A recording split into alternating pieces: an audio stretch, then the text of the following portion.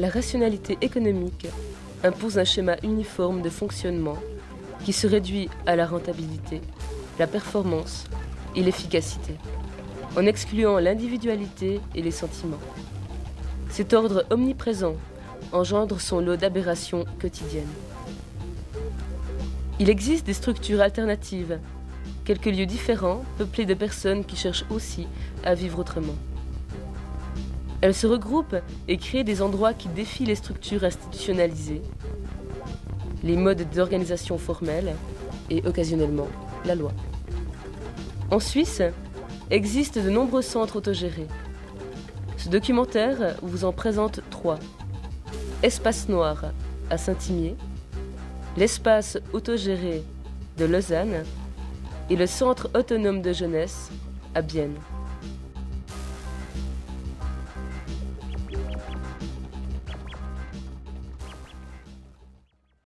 Saint-Imier, village de moins de 5000 habitants.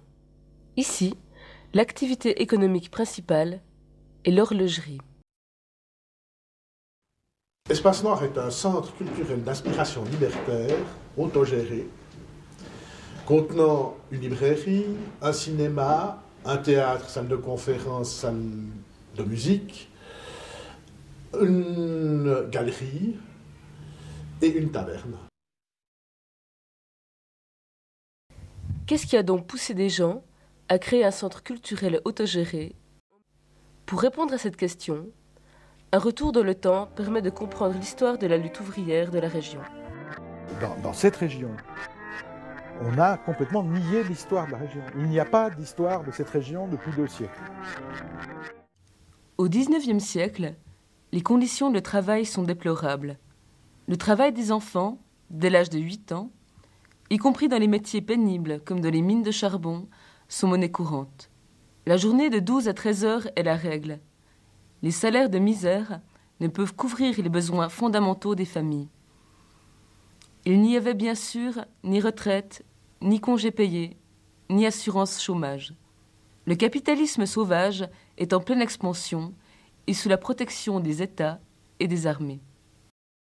À la moitié du XIXe, naquit l'idée de créer une organisation internationale pour défendre les intérêts des travailleurs et pour faire face à ce qui allait devenir la mondialisation du capitalisme. En 1863, des ouvriers anglais et français, réunis à l'occasion d'un meeting de soutien à la Pologne, décident de créer l'Association internationale des travailleurs. Contrairement à une opinion largement répandue, l'Internationale a donc été créée par des ouvriers et non par Karl Marx. L'organisation regroupe aussi bien des adhérents individuels que des formations politiques, des syndicats, des associations parasyndicales, des coopératives et des mutuelles. La première internationale, c'est la tentative, et la première tentative de grouper les ouvriers du monde entier. Travailleurs de tous les pays, unissez-vous. Et les travailleurs du Jura de Châtelois et d'autres pays, bien sûr, y ont répondu en fondant de petites sociétés qui sont devenues des sections de l'Association internationale des travailleurs. En 1869, James Guillaume invite Bakounine au Locle et dans le vallon de Saint-Imier. Les ouvriers, horlogers pour la plupart, se retrouvent dans les propos du révolutionnaire russe. Soucieux de leur indépendance, ils défendent comme lui l'égalité et la collectivisation, mais aussi la liberté, la décentralisation et le fédéralisme. Ces dernières propositions allant à l'encontre de la vision d'un socialisme autoritaire de Karl Marx. C'était des gens qui étaient des horlogers, qui, en tant qu'horloger, avaient l'habitude de travailler indépendamment, avec une certaine liberté, qui en plus avaient l'habitude de lire beaucoup, et qui, à cause de ça, ont développé des moyens d'entraide d'abord, entre eux, et une indépendance vis-à-vis des mouvements qui étaient des mouvements centralisés, qui les ont conduits à devenir ce qu'on appelle des anarchistes ou des libertaires, et a créé la Fédération jurassienne. C'est vous qui êtes la force de travail, c'est vous qui pouvez construire la nouvelle société. Ne comptez pas sur les bourgeois, sur les patrons, sur les curés, sur les élus pour vous sortir de là où vous êtes. N'essayez pas de vous présenter aux élections parce que vous deviendrez quelqu'un de la classe politique et vous trahirez forcément vos camarades qui sont restés. Au-delà de la question de la participation ou non aux élections, ce sont deux conceptions du socialisme qui s'affrontent. Marx voulait créer un État fort et centraliste sous l'influence d'un puissant parti communiste. Les socialistes libertaires défendaient une conception d'une société autogérée, fédéraliste et décentralisée. 50 ans avant les goulags, les anarchistes jurassiens, Bakounine et avant eux Proudhon, dénonçaient les risques de dérive totalitaire de la conception marxienne. Peu à peu, ces courants différents vont partir dans deux directions, essentiellement. Le courant centraliste de Marx et de ses amis, et le courant dit fédéraliste ou anti-autoritaire de Bakounine et de ses amis. Il s'est avéré qu'il y avait une différence essentielle entre ce que j'appellerais les centralistes, c'est-à-dire ceux qui étaient partisans d'une prise de pouvoir de type démocratique, c'est-à-dire prise de pouvoir parlementaire, et de l'instauration d'un système socialiste, et ceux qui, au contraire, disaient non, il faut faire la révolution, entre guillemets, par la base, il faut changer les conditions de vie des individus, il faut modifier les rapports entre eux, il faut laisser mourir l'État, en gros. Marx, qui est membre de ce qui s'appelle le Conseil général, donc le comité de l'AIT, veut reprendre les choses en main et serrer la vis. Donc insister sur le fait qu'une organisation ouvrière ne peut pas faire la révolution si elle n'est pas chapeautée par une organisation politique. En 1872, Karl Marx convoque un congrès à La Haye dans le but d'exclure ses principaux ennemis, James Guillaume, Adhémar Schwitzgebel et Bakounine de l'Association internationale des travailleurs. Il y parvient en manipulant le vote, toutes les sections anti-autoritaires n'étant pas représentées et Bakounine n'ayant pu se défendre, étant interdit de séjour en Hollande. En réponse à ça, les délégations de la France, pour partie, de l'Italie, des États-Unis, de l'Espagne et la Fédération jurassienne ont décidé de refuser le diktat de Marx à La Haye et de convoquer immédiatement, derrière ce congrès, un autre congrès qui s'est tenu justement à Saint-Imier en septembre 1872 et qui a été l'acte de fondation d'une internationale libertaire. Donc il va y avoir pendant quelques années deux premières internationales.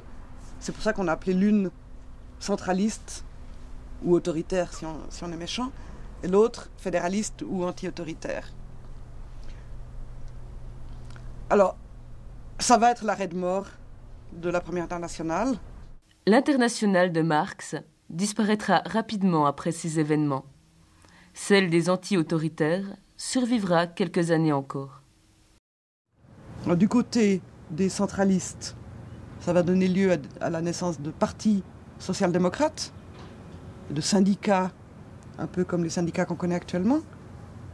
Et du côté fédéraliste, ça va donner naissance au mouvement anarchiste. Et pourtant, cette fédération jurassienne, elle est extrêmement importante parce qu'elle a toujours été au cœur du mouvement anarchiste international. Si l'internationale ne survécut pas au XIXe siècle, elle fut le berceau qui permit l'éclosion de différents courants du mouvement ouvrier, que ce soit la social-démocratie, les syndicats, les partis communistes, les anarchistes, les anarcho-syndicalistes, mais aussi les mouvements alternatifs, puisqu'on y développera des coopératives, des cercles ouvriers et des maisons du peuple.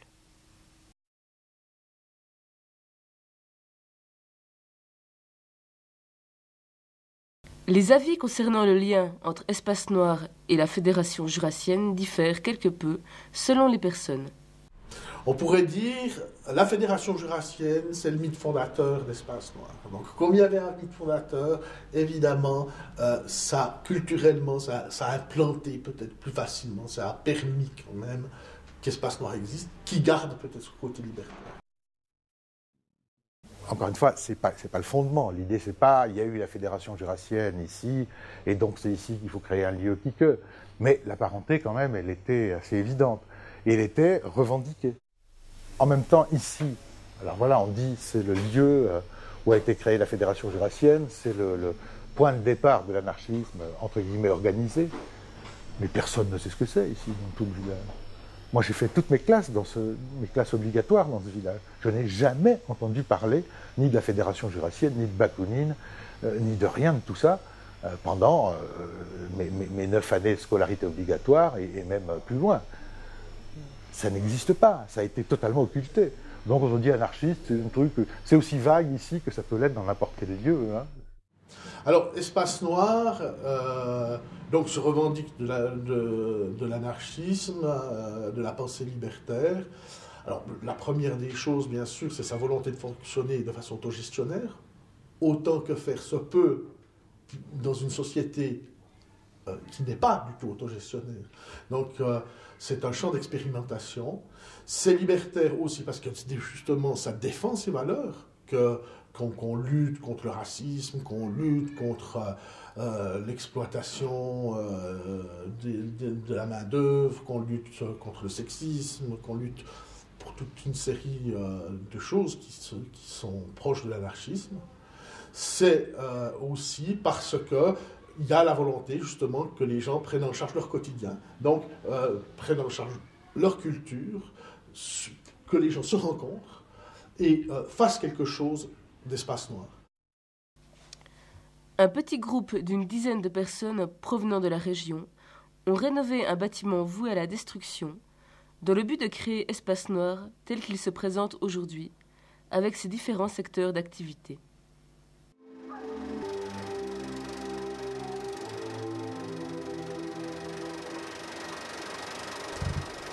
Avec ses 35 places, le cinéma d'Espace Noir est le plus petit de Suisse. On peut y voir, toujours en version originale sous-titrée, des films provenant du monde entier et n'ayant pas forcément connu le succès au box-office.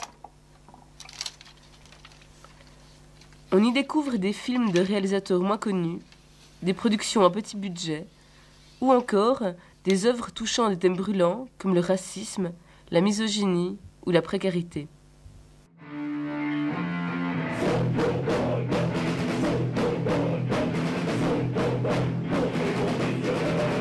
Tout au long de l'année, le groupe théâtre présente un vaste programme de concerts, de pièces de théâtre, de conférences, de débats et de soirées à thème.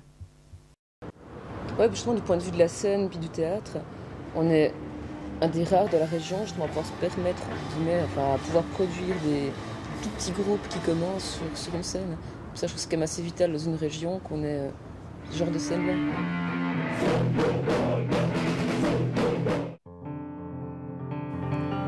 La galerie expose des artistes d'ici et d'ailleurs. On est plutôt axé, je dirais quand même, sur la peinture et sculpture, tout en gardant quand même la porte ouverte à la photographie.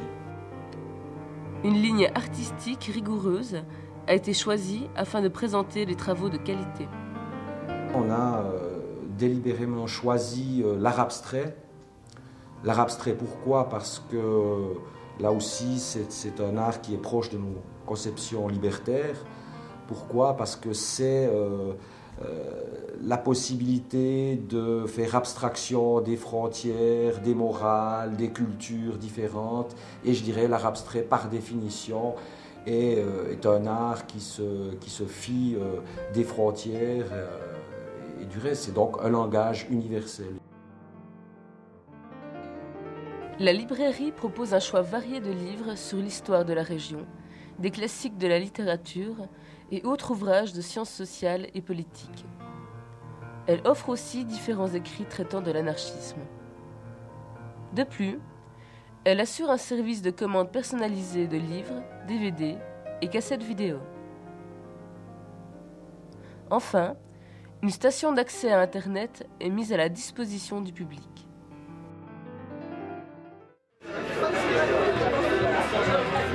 La taverne est un lieu de rencontre, de discussion, mais aussi de fête. C'est en grande partie grâce aux profits réalisés par la vente de boissons qu'Espace Noir peut organiser une série d'activités. Comme pour la librairie, les collaborateurs qui travaillent à la taverne reçoivent un salaire dit symbolique.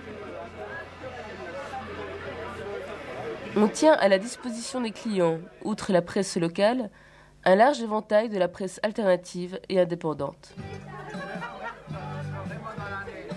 Des repas sont occasionnellement organisés, que ce soit lors de soirées thématiques ou tout simplement pour passer du bon temps entre amis.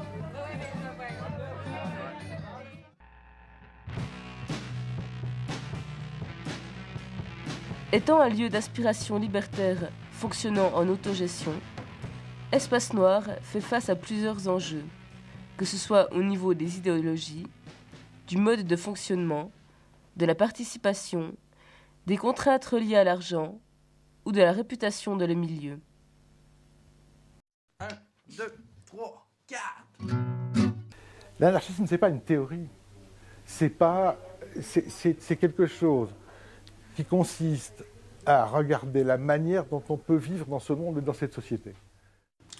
Alors, l'anarchisme, c'est une proposition sociale qui véhicule toute une série de valeurs qui sont d'abord la liberté et l'égalité, le refus de toute forme de hiérarchie, le respect de chaque individu, et qui a pour volonté de créer une société qui vive cela par le fédéralisme, par l'autonomie, par l'autogestion, donc la participation de tous, et puis par une collectivisation des moyens de production et des terres. Mais c'est aussi une façon d'appréhender les choses ici et maintenant, de défendre ces valeurs dans la société d'aujourd'hui et pour autant que possible s'en approcher. Évidemment, dans le monde qu'on vit maintenant, je veux dire, c'est devenu totalement terrifiant. Il faut vraiment faire un effort considérable pour ne pas penser, pour ne pas se rendre compte que c'est un monde qui va à sa perte et qui nous entraîne avec lui dans sa perte, non ? Et qu'on peut bouger à partir de ça, ce qui ne veut pas dire qu'on changera ce monde. Moi, à la limite, ça m'est un peu égal de changer le monde, justement. Sinon, je prendrais le pouvoir pour changer le monde, je ne sais pas quoi. Ce qui m'intéresse, c'est d'essayer de voir comment je peux changer mon rapport à ce monde et ma propre vie. C'est extrêmement conventionnel, les rapports entre les groupes anarchistes, très souvent. C'est-à-dire qu'on a toujours le sentiment qu'on vous attend quand même un petit peu au virage pour vérifier si vous êtes bien dans la ligne, si vous êtes bien un vrai anarchiste et que vous faites bien les choses comme il est convenu de les faire. Je me dis pas anarchiste parce que je pense que je me dirais plus marginal qu'anarchiste parce que l'anarchie j'y crois pas tellement en fait. Ça peut peut-être un peu choquer du fait que je travaille ici, mais j'ai jamais vraiment cru dans le sens je pense que sans loi ça peut pas marcher. Je ne sais pas si j'ai envie de lever le drapeau noir plus que le drapeau rouge ou plus que le drapeau suisse. Les drapeaux m'emmerdent. Et à la fin, j'ai trop rencontré d'anarchistes qui soit étaient des espèces d'adorateurs d'une histoire mythique de l'anarchisme, ça veut dire Bakounine, Kropotkin, machin, etc., les dires des maîtres, et qui finalement retombaient dans le même type de piège, le piège des marxistes, ou globalement le piège de tous les croyants. C'est-à-dire il y a les vrais textes, il y a Dieu le Père, il y a machin, etc. Et avec une quasi-incapacité à avoir sa propre analyse critique. Je ne crois pas qu'il y ait une manière d'apprendre à être anarchiste. Ça veut dire qu'il n'y a pas une théorie de l'anarchie qu'on apprend, soit en lisant des bouquins, soit en lisant les anciens, soit en lisant des théories politiques qui permettent d'arriver à la fin à dire « alors maintenant, voilà, j'ai acquis la connaissance nécessaire à être un anarchiste ». c'est pas inutile que des gens le fassent, hein, fassent ce travail théorique. Alors moi, je fais partie des gens qui font ça ou qui ont fait ça. Mais c'est pas du tout utile. On n'a pas besoin de ça pour être un anarchiste. On peut devenir anarchiste par sa propre réflexion et par la réflexion de sa propre situation dans le monde. Le mouvement libertaire, sous la forme qu'il a maintenant, il peut bien mourir, mais l'idée libertaire, elle ne va pas mourir, elle ne peut pas mourir, pour la raison que j'expliquais tout à l'heure. C'est-à-dire qu'elle est complètement... Elle est dans chaque individu. C'est-à-dire que sitôt qu'un individu se rend compte, ça y est, il y a un nouveau foyer qui est né, on est foutu. Je veux dire, on n'a pas pu éradiquer le mal. Non ?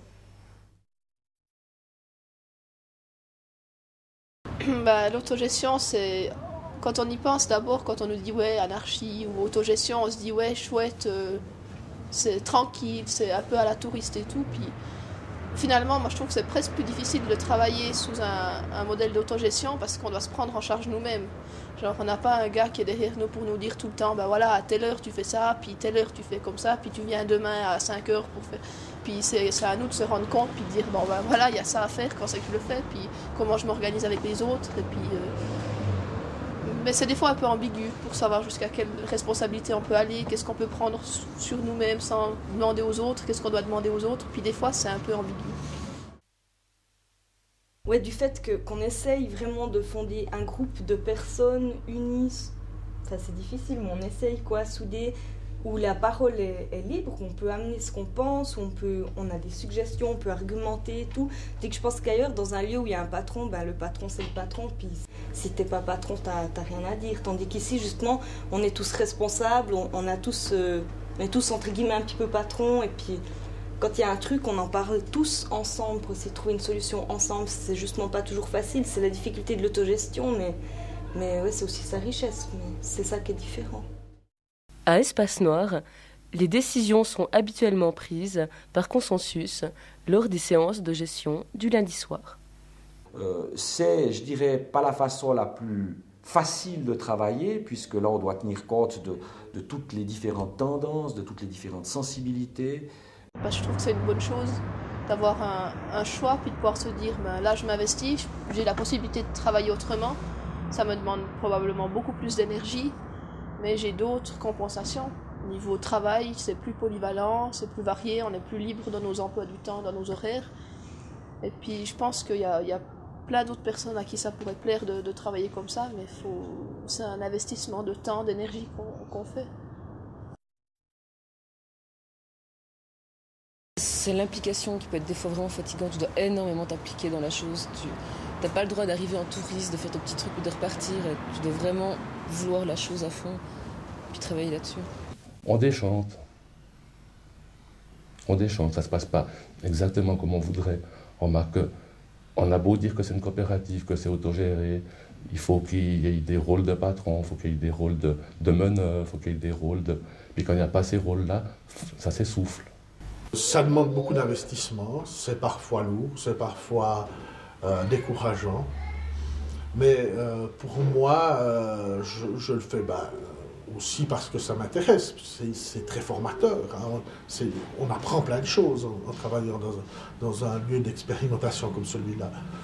Au niveau humain, au niveau aussi pratique, puisqu'il y a une certaine polyvalence, puisqu'on peut toucher à tout ce qui nous intéresse, qu'on est concerné par tout ce qui s'y passe, donc on apprend beaucoup de choses. Ce sentiment que on est arrivé à un stade qui est que la chose tourne, et alors maintenant, on fait des projets ou pas, et vous rencontrez en face de vous non pas des gens qui stagnent, mais des gens qui disent on est épuisé, c'est déjà tellement lourd de faire tourner le truc qu'on ne peut pas aller plus loin.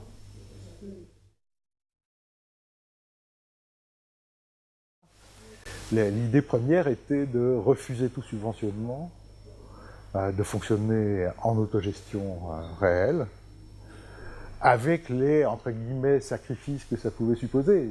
J'appelle sacrifice le fait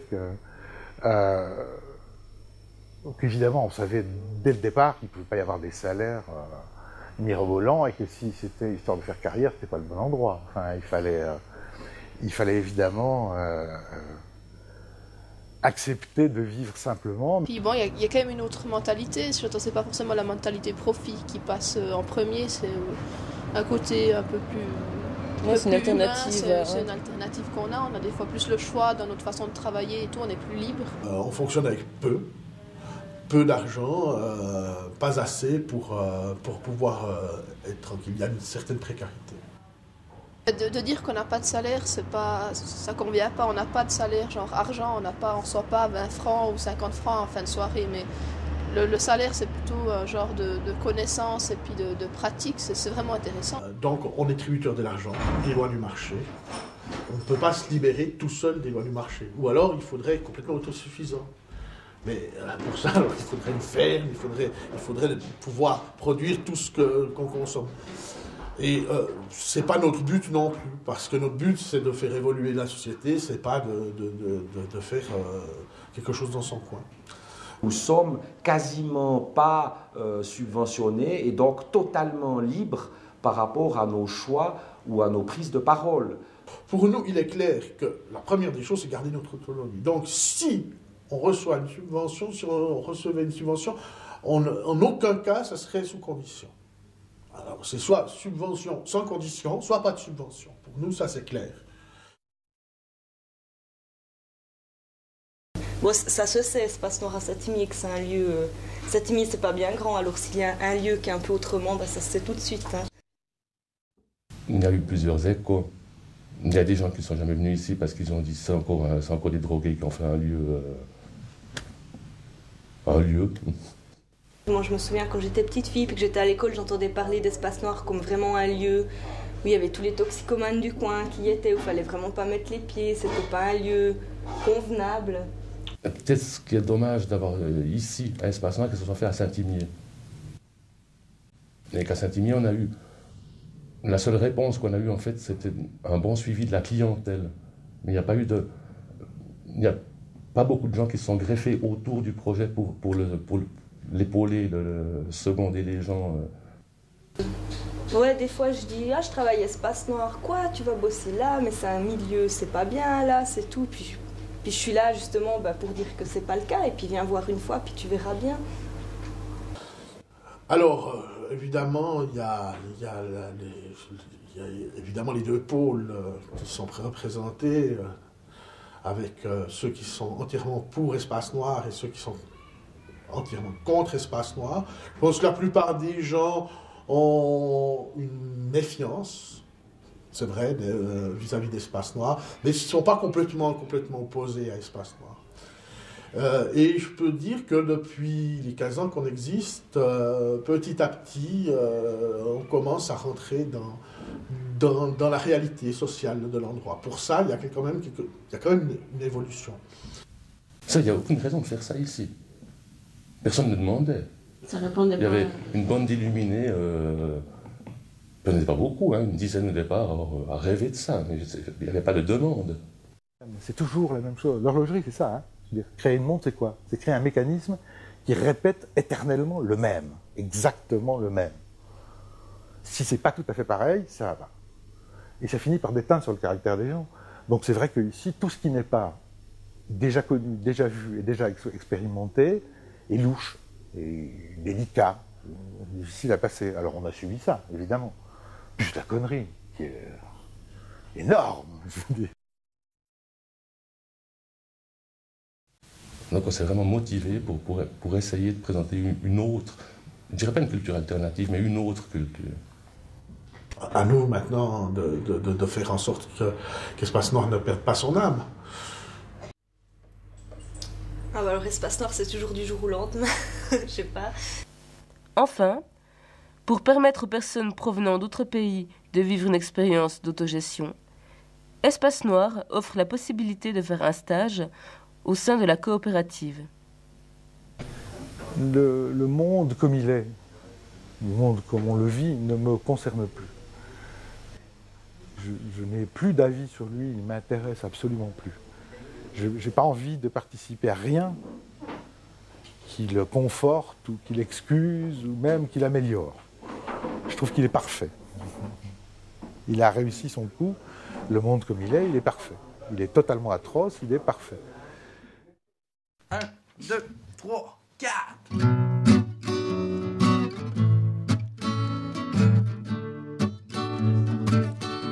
C'était le portrait d'un centre autogéré qui a déjà 16 ans d'existence et qui cherche toujours à promouvoir un idéal et un mode de vie libertaire. Dans le temps où j'allais à l'école.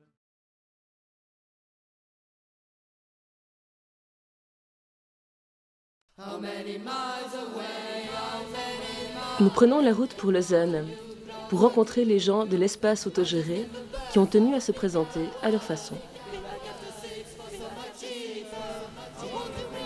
Les années 80 ont été marquées dans toute la Suisse par des mouvements de jeunes qui revendiquaient l'obtention d'endroits où se rassembler et où habiter. À Lausanne, la contestation prit le nom de Lausanne bouge.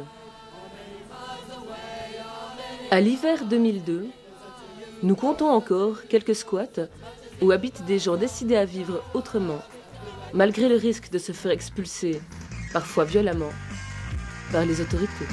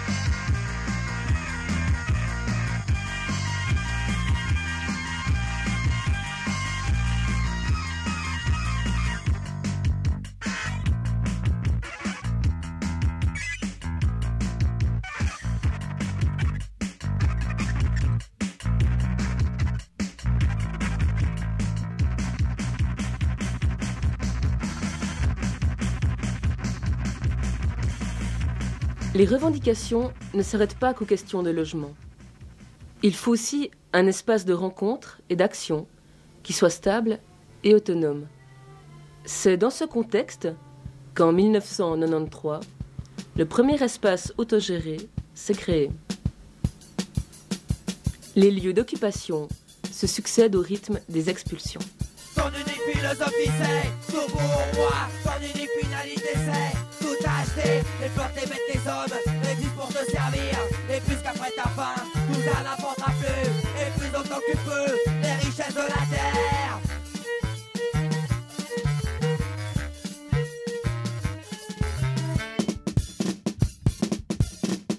Dévore ta monnaie, avale la taux sorcière. Pour toi, viens la France à te faire exploser. Que ça rejaillisse par toutes tes orifices. Que l'on voit enfin la couleur de tes entrailles.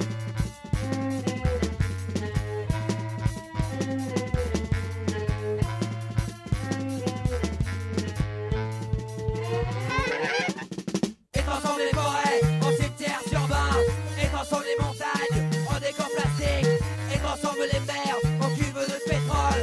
Et transforme les rivières en égouts chimiques. Les égouts transformés en boue pour tes esclaves.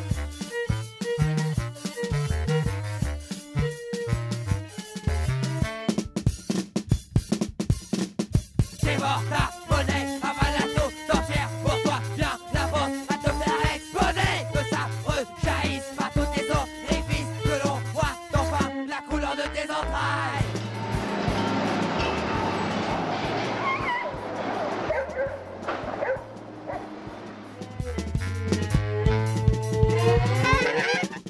L'espace autogéré occupe actuellement un lieu arraché de longues luttes au centre-ville, avec une garantie de pouvoir y rester au moins 5 ans.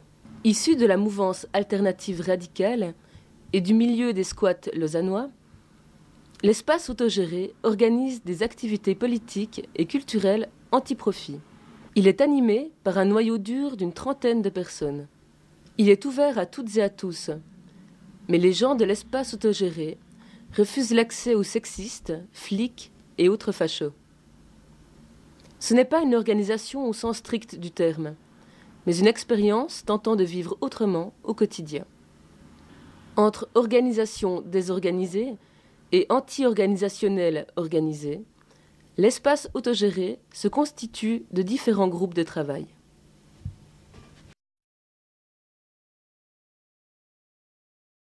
Le potage de plomb. Restaurant végétarien. Le potage de plomb, c'est la seule activité régulière à l'espace autogéré. C'est les bouffes du jeudi soir, à partir de 20h30. La cuisine de l'espace autogéré est ouverte à qui veut s'expérimenter. On propose un menu complet et varié. On assure pour nourrir et magnifier environ 30 estomacs et palais gourmands. S'il y a des bénéfices, on les réinjecte dans la caisse du potage de plomb, afin de pouvoir la cuisine d'ingrédients de base qui sont sur place, comme des petites épices. Bon, c'est tout. Entraînons-nous avant de bouffer les riches. Il faut savoir que l'espace autogéré refuse tout sponsor et toute subvention afin de conserver son indépendance. Les bénéfices sont directement réinvestis dans d'autres activités. Par exemple, pour l'achat de zines et de livres pour les infokiosques. Salut, me voilà à l'infokiosque. C'est un endroit à l'intérieur de l'espace autogéré.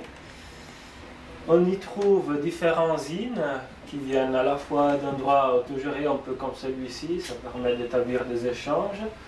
Et il y a aussi des revues un peu plus spécialistes ou thématiques comme des revues d'écologie radicale, des productions qui viennent du mouvement anti-mondialisation, ainsi de suite. On y trouve également une bibliothèque et un coin distro où les gens qui veulent proposer des échanges de musique, de disques, de t-shirts peuvent venir ici. Il y a également un accès Internet libre et gratuit. Voilà, vous êtes tous et toutes bienvenus.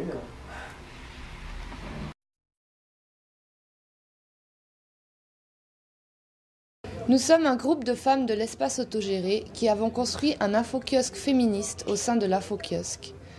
Issu de l'envie de créer un espace femmes de rencontres, de revendications, de discussions, d'échanges et de fêtes, souvent non mixtes, l'infokiosque féministe met à disposition des fanzines, des livres, des films, de la musique, des t-shirts et autres quincailleries féministes. Nous avons voulu ce lieu parce qu'il est nécessaire de se battre encore contre toutes les attaques du patriarcat qui se manifestent quotidiennement. Nous voulons que ce lieu soit un lieu de résistance contre toutes les formes d'oppression et de domination des femmes, qui sont les cibles privilégiées des violences et des discriminations sociales, économiques, politiques, physiques, sexuelles ou psychologiques. En tant que femmes, nous partageons l'expérience de ces oppressions et, du fait de cette expérience commune, nous pensons nécessaire d'avoir un espace de réflexion et de lutte qui puisse être non mixte et permettre ainsi une élaboration autonome de nos pensées et de nos actions. L'espace autogéré publie son propre zine, le Tocup, agenda journal interstitiel qui parle de ce qui bouge.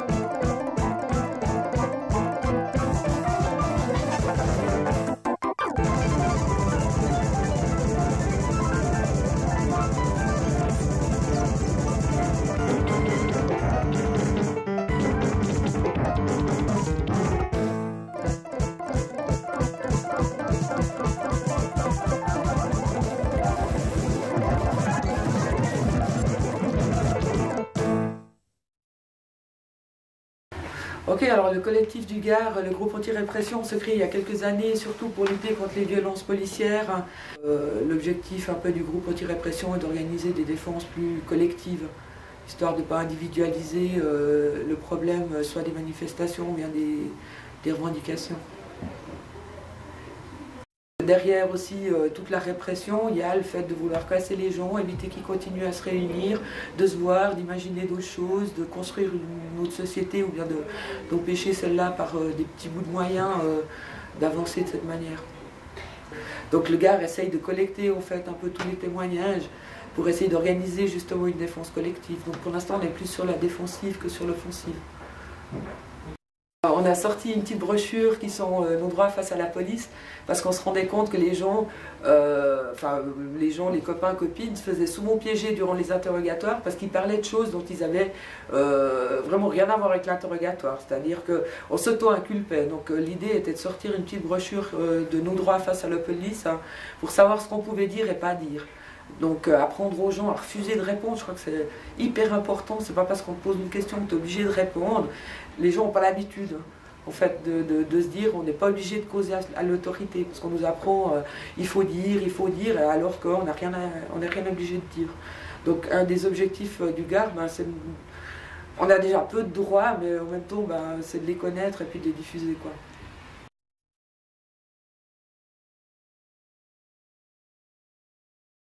L'espace autogéré organise aussi des concerts et autres soirées mémorables.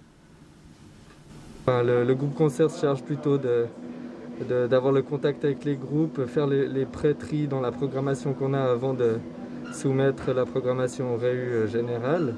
Ici c'est pas un club, donc les concerts qu'on fait, les groupes qu'on fait jouer, c'est toujours des groupes qui sont dans une optique anti-profit, qui viennent jouer pour leur défraiement ou pour une certaine partie des entrées. Avant, c'est aussi pour ça qu'on a des prix d'entrée qui ne se dépassent jamais les 5 francs ou ce genre de choses.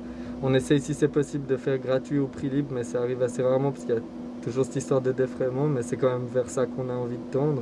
On essaie aussi de faire une programmation assez variée. On fait des concerts, on fait des discos, on fait du théâtre, c'est un peu de tout, du cinéma, ouais. Ciao.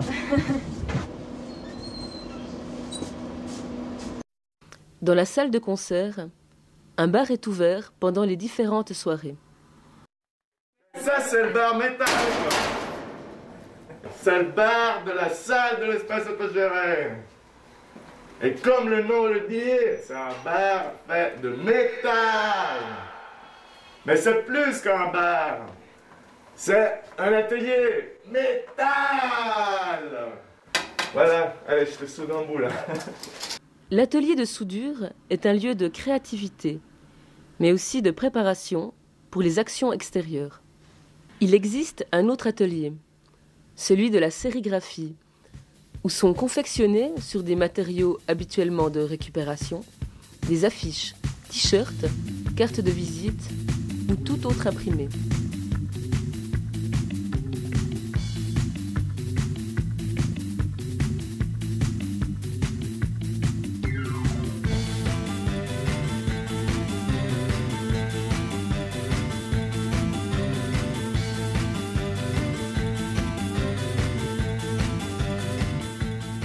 L'espace autogéré cherche à agir sur la scène publique au travers d'actions et de manifestations. L'idée étant de ne pas rester renfermé sur soi-même, de rallier la sympathie d'une partie de la population et en tout cas de ne jamais laisser les riches en paix.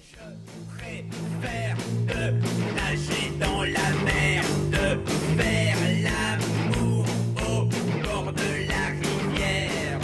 Je préfère de câliner sans vin et de boire de la bière sans misère à noyer. Que d'aller travailler, plutôt jouir que d'aller travailler. Je préfère de gambader dans la bruyère, de siffler sur la colline, de dormir sur la plage. Je préfère de retourner la terre. Pour ce qui est du fonctionnement de l'espace autogéré, La plupart des décisions sont prises lors des assemblées générales hebdomadaires par consensus, c'est-à-dire qu'il n'y a pas de vote. L'expérience de l'espace autogéré permet de montrer qu'un autre mode de vie est possible. Par contre, les difficultés classiques que rencontre ce genre de projet n'ont pas fait défaut non plus. Épuisement, monopolisation de l'Assemblée générale par des problèmes de gestion, impression de se transformer en club pour consommateurs et consommatrices amorphes, influence des personnes les plus charismatiques, difficulté d'avoir des discussions de fond poussées et collectives, peine à intégrer de nouvelles personnes plus jeunes, répression, légèreté dans les tâches administratives, impression de vase clos, etc.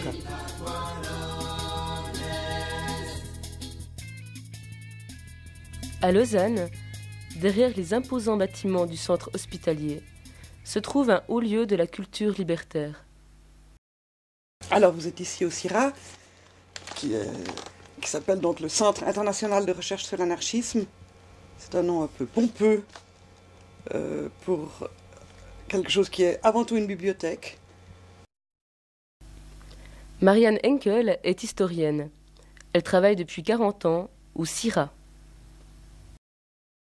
L'idée, c'était d'avoir un centre qui conserve la mémoire du mouvement. Un centre de recherche sur l'anarchisme, ça sent forcément le soufre pour les autorités. On a eu une fois un monsieur avec un imperméable, une ceinture et un chapeau qui est venu. Puis c'est ma mère qui lui ouvre la porte et elle lui dit « Monsieur, êtes-vous flic ?»« Non, non, madame, je travaille pour le département militaire fédéral. » Donc il a joué le jeu, il est venu voir un peu ce qu'il y avait dans les... Puis on lui a montré qu'on avait des bouquins. Alors si ceux qui savent lire, ça va. Ils cherchaient des explosifs. Et on leur a dit, mais regardez nos bouquins. C'est ça les vrais explosifs, ça fait éclater la tête. C'est beaucoup plus dangereux que les bombes. On a essayé de faire une coordination de bibliothèques et de centres de recherche anarchistes en Europe au moins. Et donc au début nous rêvions d'avoir tout, d'avoir toute la littérature anarchiste, et puis je crois que ça serait des ambitions planétaires, intergalactiques qui sont un peu démesurées. Et on a toujours fonctionné sans argent, ou presque, c'est-à-dire que le CIRA n'achète pas de livres ni de journaux. Tout ce que nous avons, c'est des choses qui nous ont été données. Donc c'est vraiment... Les collections que nous avons ici appartiennent au mouvement anarchiste, forcément, ça a été déposé ici pour que ce soit conservé et diffusé.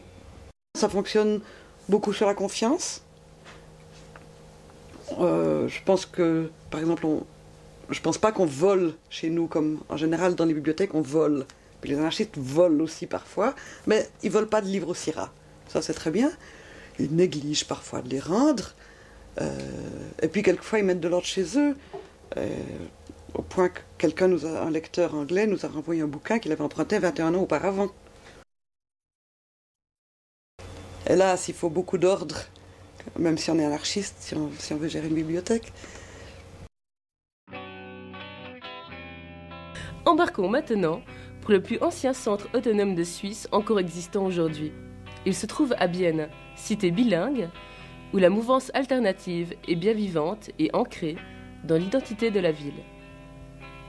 L'origine du centre autonome de jeunesse, communément appelé le CAGE, remonte à la vague de création d'espaces autonomes en 1968, par l'obtention d'un bâtiment de forme étrange qui servait au stockage de gaz d'une usine de craquage, la Coupole. Le bâtiment est restauré et sert alors à organiser régulièrement différents types d'activités. Surmontant tant bien que mal les problèmes qui se posent sur la route, la Coupole se constitue alors comme association afin d'obtenir des subventions. Au début des années 80, la Coupole essaie de rester ouverte 24 heures sur 24, mais ces horaires-là se révèlent rapidement ingérables. Il faut les réduire et pourtant le besoin est présent. De nombreuses personnes y ont rapidement trouvé un lieu qui correspond à leurs envies ou à leurs besoins. Elles y trouvèrent, par exemple, un endroit où dormir et se rassembler. Mais réduire les horaires de la coupole signifie alors fermer la porte à tous ces gens.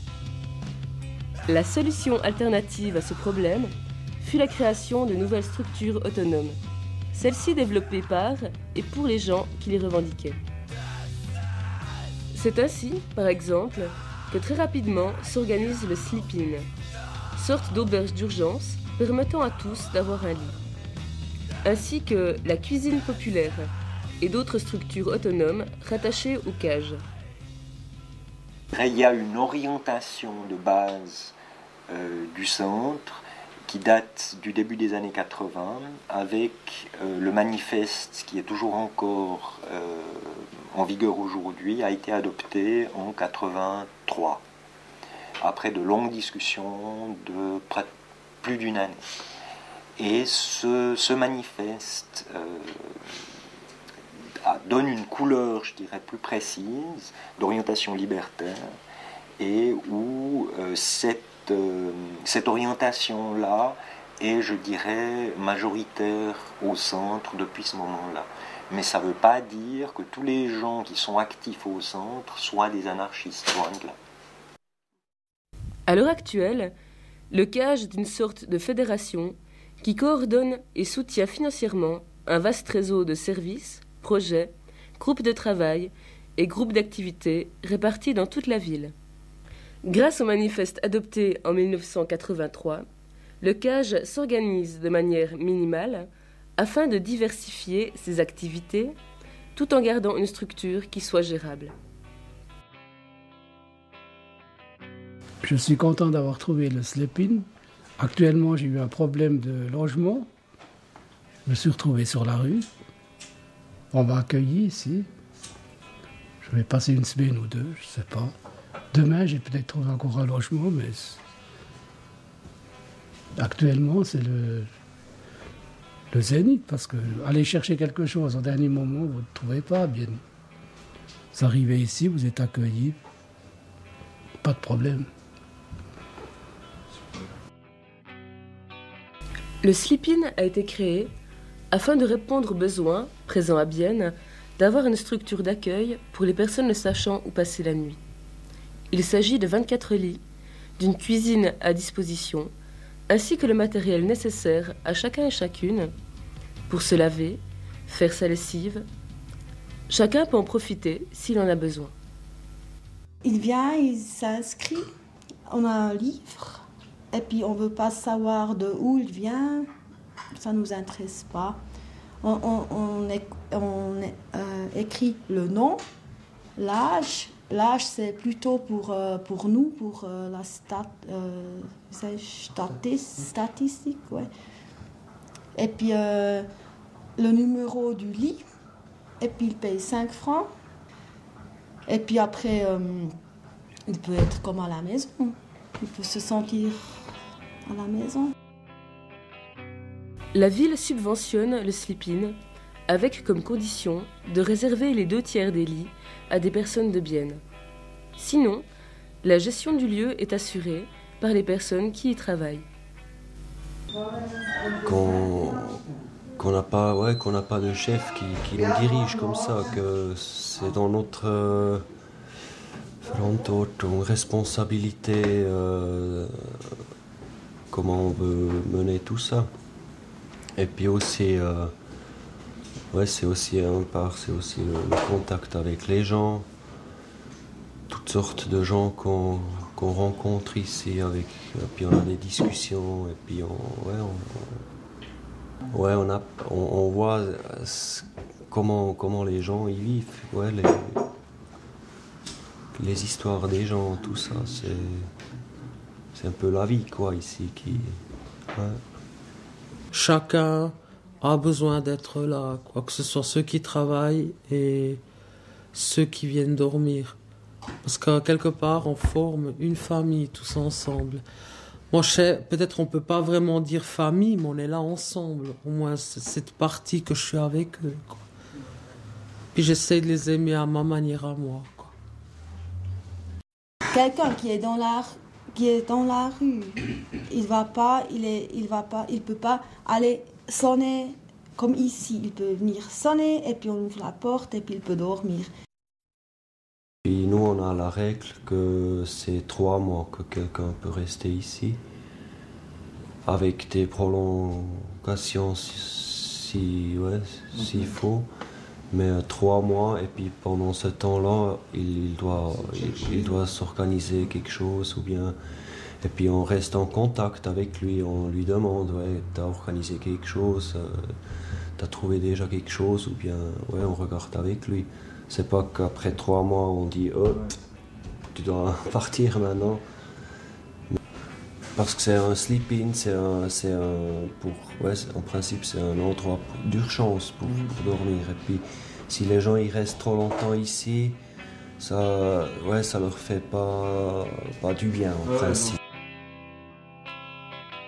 La cuisine populaire a été créée au début des années 80 par un groupe de punk dont le but était d'offrir à manger pour un prix très bas. Ja, langsam schon. Sie wird besucht. Also Essen geben wir pro Tag zwischen 50 und 80. Und es gibt hier Dauergäste, Stammgäste, die zu wenig Geld haben, sonst noch immer reinzuhocken. Oder halt auch Obdachlose, die kein Geld haben und die das hier regelmässig besuchen und nutzen. Ja, wir sind hier 7 Leute im Team, und also insgesamt etwa 3 Leute, die hier arbeiten. 7 sind im Team und der Rest picken. Aber wir entscheiden alle zusammen, was läuft, und wir haben keinen Chef. Und das ist eben noch gut. La cuisine populaire reçoit de petites subventions de différentes institutions ainsi que des dons. Elle répond aussi à un réel besoin présent de la population. Eben noch so zu Vorurteilen von ausserhalb, oder was die Leute so über uns denken. Also so weit, es gibt eigentlich schon manchmal, merkst schon ein bisschen, dass ein paar denken, dass sie nur mega abstürzt, mega die Alkis und mega der Bollock, halt, Shit von den Leuten. Aber es gibt auch mega gute Reaktionen. Viele denken oder kommen auch her und sagen, dass sie es verdammt geil finden, spenden mal etwas oder können mal essen. Es gibt von beiden, und ich weiss nicht genau, wie ausgewogen es ist, so viel bekomme ich auch nicht mit davon. Aber mir denkt, also toleriert ist es, oder zwangsweise nach 10 Jahren Wort auf eine Art. Und ja, ich glaube, schon recht akzeptiert. Ja, ich war schon immer so ein bisschen von Gas angezogen von diesen Leuten. Und bin auch ein Teil auf eine Art davon. Und ich finde es auch geil, weil auf eine Art hast du deine Freiheiten. Du arbeitest nicht für irgendeinen Gegner, irgendeinen Chef, sondern für die Leute und für dich schlussendlich, für das Team. Und dann machst du schon mal etwas von dir aus, ohne dass dir immer einer muss sagen, jetzt machst du das und das. Und mir gefällt es mega, mir bringt es viel. Le Vagos est un service offert par la cuisine populaire. Il s'agit de quelques douches et machines à lessive pour les personnes qui en ont besoin.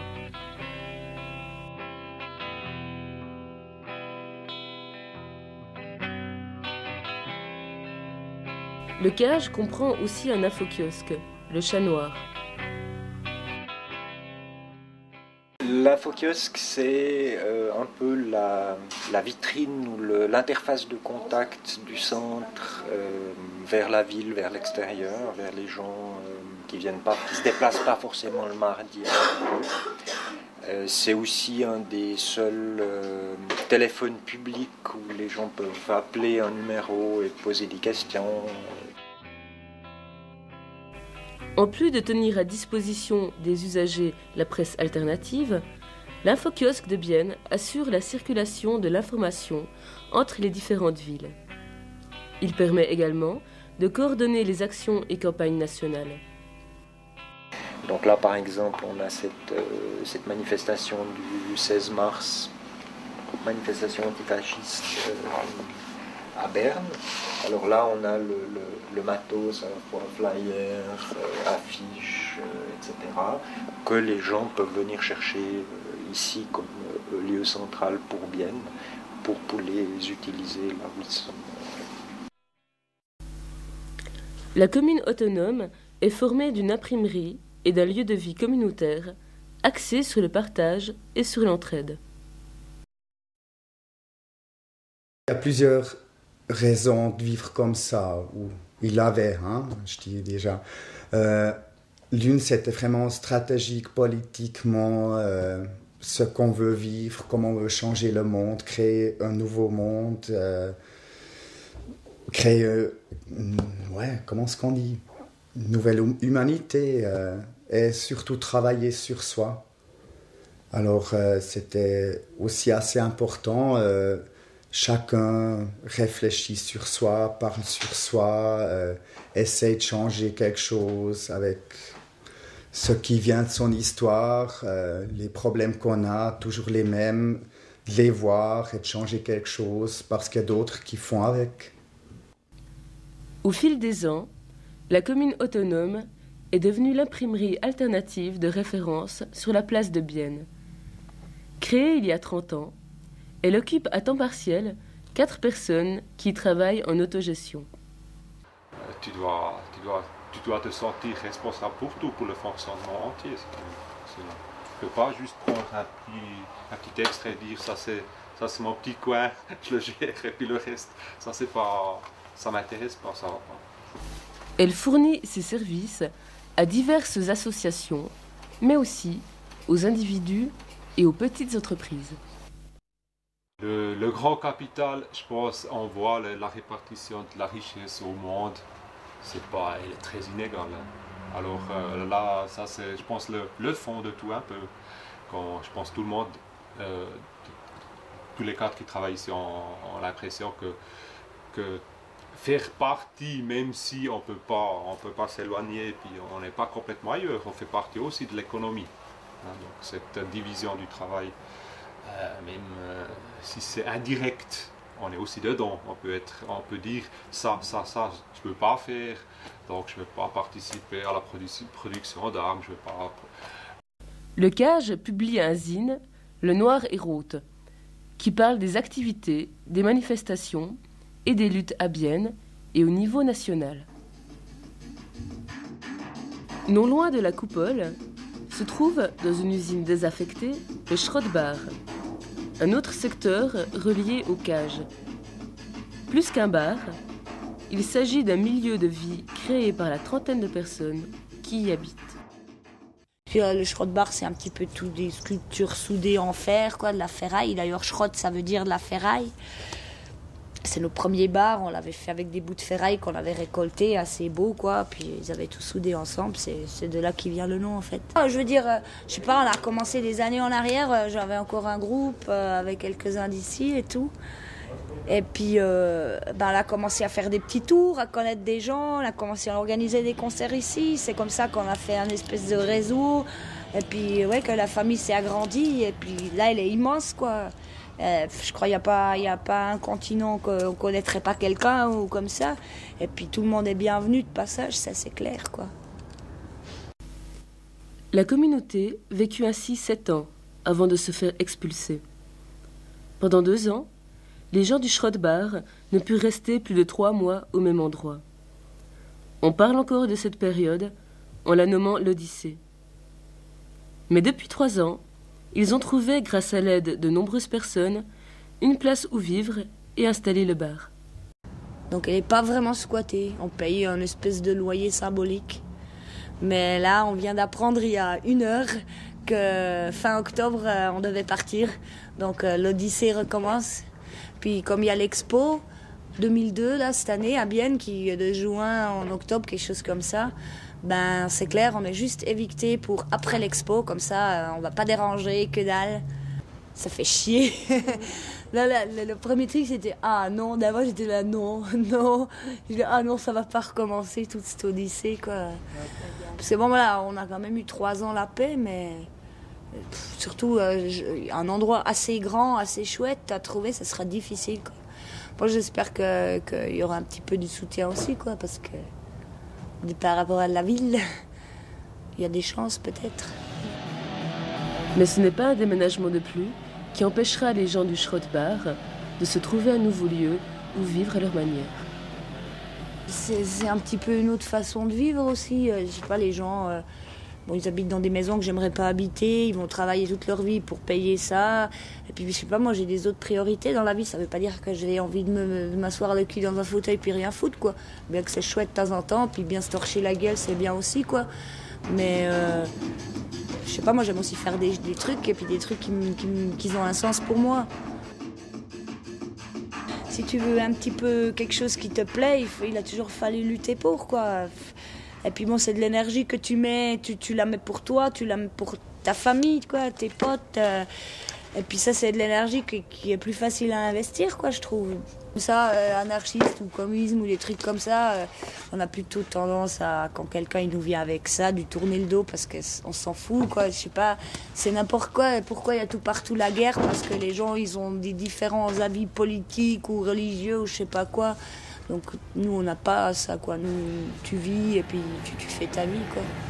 Sans faire du mal aux autres et puis être dégueulasse avec les autres.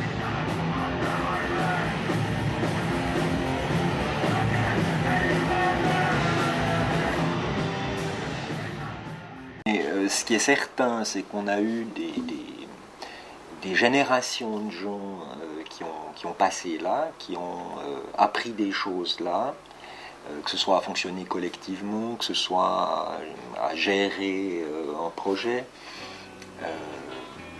ou à se créer un réseau de contacts. Et que ce qui explique les 60% de oui de 93, c'est dans une très large mesure ça.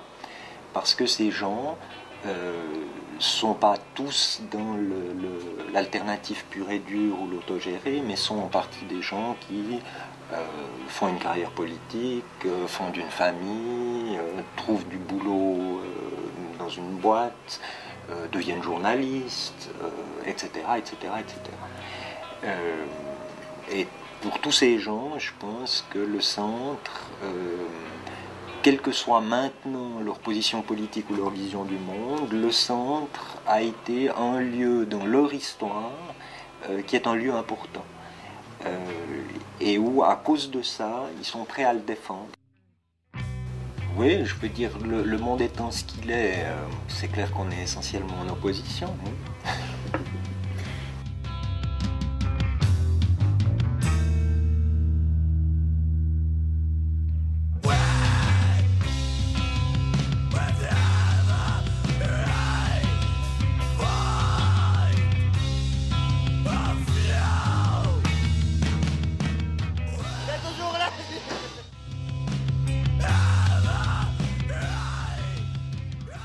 Il s'agit véritablement de mouvements qui veulent se démarquer des comportements traditionnels, standards de la société.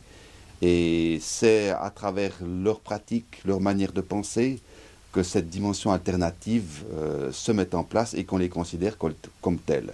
Donc, il y a 3 dimensions qui sont incontournables et qui à ce moment-là, permettront de pouvoir parler en ces termes-là.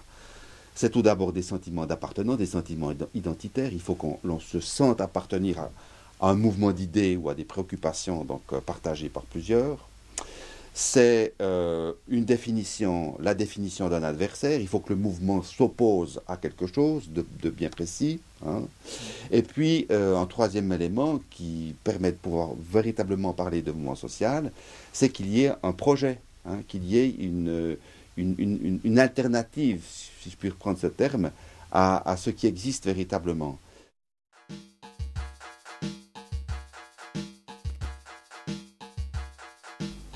Réapprendre à vivre avec les autres est peut-être le point commun qui unit les personnes rencontrées dans ce documentaire. Cette volonté engendre son lot de difficultés, de contradictions et de désillusions. À plusieurs, il est difficile de s'entendre, de parler, de réussir à s'accorder. Les moyens divergent pour parvenir à cet idéal communautaire et égalitaire que certains qualifient d'utopique. engagement politique, modification des structures de travail, création de lieux communs, expression artistique et toute autre forme de solution visant à réinventer le rapport à la société. Tout reste encore à penser et à expérimenter.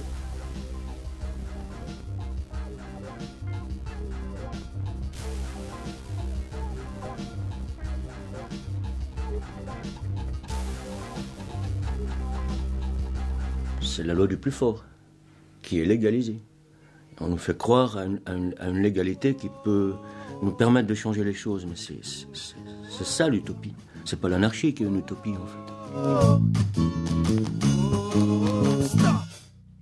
Même si l'on veut, même si l'on veut, il n'y a rien à faire. Le monde est à l'envers, à la merci des industries, dans la main des dirigeants. Ils disent que c'est pour notre pays qu'on surexploite ses habitants. D'un côté c'est la guerre, de l'autre c'est l'argent. Puis on se bat pour son côté, regrette des étudiants.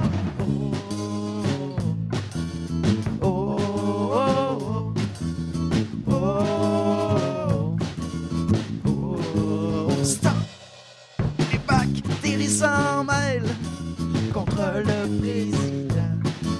Les idées s'entremêlent. Faut réagir à temps. À quoi bon pleurer? Pourquoi s'en faire? Le monde continue de tomber de père en fils, de fils en père. À quoi bon pleurer? Pourquoi s'en faire? Le monde continue de tomber de père en fils, de fils en père. Oh, oh, oh, oh, oh.